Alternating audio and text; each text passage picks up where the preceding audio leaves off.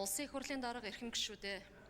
Монгол Улсын их хурлын гишүүн Алтан шагаан нарын 21 гишүүнээс 2025 оны 12 дугаар сарын 12-ны өдөр Улсын их хуралд өргөн мэдүүлсэн гадаад зээлгийн ашиглалт үр ашгийг нэмэгдүүлэх тухай хуулийн төслийг хэлэлцэх хэсэг хэлэлцүүлгийг Улсын их хурлын чуулганы 2025 оны 12 дугаар сарын 26-ны өдрийн нэгдсэн хуралдаанаар явуулж анхны хэлэлцүүлэгт бэлтгүүлэхээр Төсвийн байнгын хороонд шилжүүлсэн.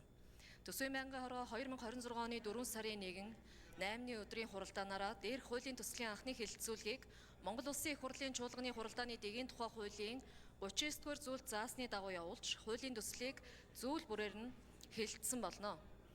Хуулийн төслийг дэд парламент цэгийн захим хуудасд байршуулж иргэд олон нийтийн санал авч байгаа бөгөөд төсөлтөд холбогдуулан санал ирээгүй байна. Мөн AI дүн шинжилгээний хүний эрхийн дэлгэрэнгүй тайлангаар хуулийн төслийн зохицуулах харилцаа нь эдийн засгийн эрх, хүний иргэний нийтлэг эрх, улс төрийн эрхийн зөрчилгүй гэж дүгнсэн байна. Монгол Улсын их хурлын хамгийн газрын парламентын судалгаа хөгжлийн хүрээлэнгээр хөгжлийн томоохон төслүүдийг төсвийн дүрмийн хязгаарлалтаас гадуур санхүүжүүлэх гадаад улсын туршлагын талаарх судалгаа гүйцэтгүүлж байнгын орооны болон ажлын хэсгийн гишүүдийг мэдээлэл хангаа ажиллалаа.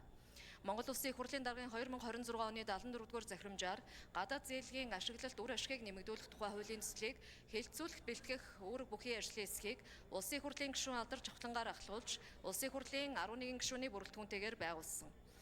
Тус ажлын хэсгээс хуулийн үзэл баримтлалыг алдагдуулахгүйгээр хууль тогтоомжийн тухай хуульд заасан хуулийн төслийн бүтцэд тавигдах шаардлагын дагуу төслийн зүйлүүдэд гарчиг өгөх, мөн төсөлд тусгагдсан зүйлээр зохицуулж байгаа харилцааг бүлэглэх, бүлгийн нэр өгөх, хуулийн төсөлд хөндөгдсөн төслүүдээс сэлб дэд төв түшгэлсэн гэр орооллыг орон сууцчлуулах төслийг хасах, түүнчлэн хуулийн төсөлд тусгагдсан төсөл арга хэмжээний нэрийг өөрчлөх, өөр төсөл нэмж тусгахыг хориглосон заалт болон хуулийн дагаж мөрдөх журмын зохицуулсан бүлэг нэмэх, уг бүлэгт 2026 оны төсвийн жилийн журмыг зохицуулсан бүлэг нэмэх, мөн уг бүлэгт 2026 оны төсвийн жилийн санхүүжилттэй холбоотой асуудлыг зохицуулах, хуулийг тодорхой хугацаанд дагаж мөрдөх асуудлыг тусгаж, мөн цаашид хөгжлийн банкар дамжуулан хөгжлийн төсөл арга хэмжээг хэрэгжүүлэх асуудлыг зохицуулсан заалт нэмэх нь зүйтэй гэж санал гаргасныг хуралдаанд оролцсон гишүүдийн олонх дэмжсэн болно.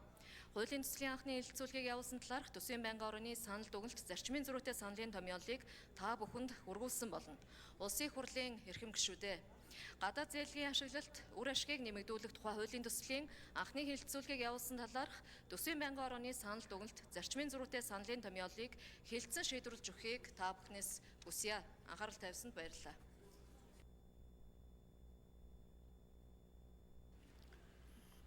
За, Дорж Сүрэнгийн өрийн туяа гишүүнд баярлалаа. Ажлын хэсгийн